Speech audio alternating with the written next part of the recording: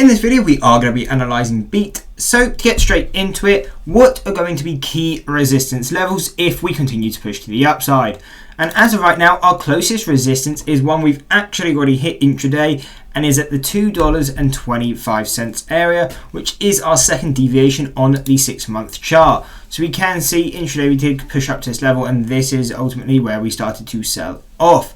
So if more buying pressure comes in, we are able to break this 225. What is going to be our next resistance level? And that's going to take us to 260.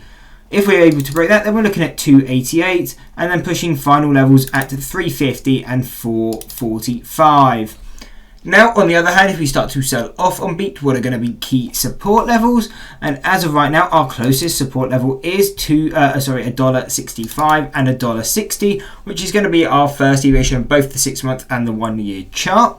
If though we are able to break that and continue lower, really then that key focus is going to go down to this gap fill location at around $1.25. Really, once the stock comes down to this level, then we wouldn't have too much attention on this stock.